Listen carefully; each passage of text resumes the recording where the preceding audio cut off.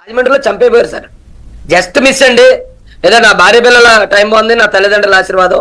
200 మంది కారు మీద పడి ధ్వంసం చేసి ఆ రోజు నా మీద హత్యా ప్రయత్నం సార్. 100 ఫోన్ చేస్తే కేవలం ముగ్గురే పోలీసులు వచ్చారు సార్. రాజమండ్రి నడి రోడ్లో అందరూ చూస్తుండగా 200 మంది కారు మీద దాడి చేస్తుంటే 100 ఒక లోకల్ పోలీస్ స్టేషన్ అయితే ఓకే, అక్కడ ఎమ్మెల్యే ఏదో మనం చేసి ఉంటాడేమో అనుకోవచ్చు. 100 అంటే కంట్రోల్ రూమ్ కి వెళ్తారు. కంట్రోల్ రూమ్ కూడా మ్యానిపులేట్ చేయగలిగిన వ్యక్తి వెనకాల ఉంటే తప్ప ఆ రోజున అక్కడికి 3 పోలీసులే రారు సార్. ఆ రోజు ఏదో ప్రాణాలతో బయటపడ్డారు సార్. రాజేష్ మాస్టర్ మీద అటాక్ చేయాలంటే 300 మందిని పంపితే తప్ప అటాక్ చేయలేమని జక్కంపూడి రాజాగడికి తెలుసు. వెళ్ళండి అడగండి.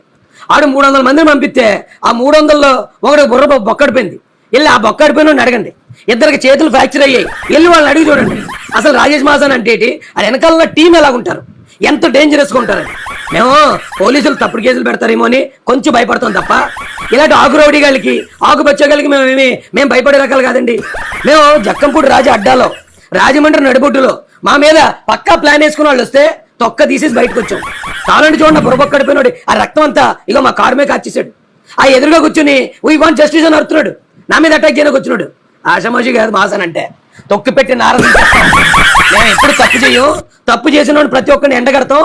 ఎవడన్నా వస్తే ఆడు ఏ దారిలో వస్తే ఆ దారిలో మేము సమాధానం చెప్పగలం.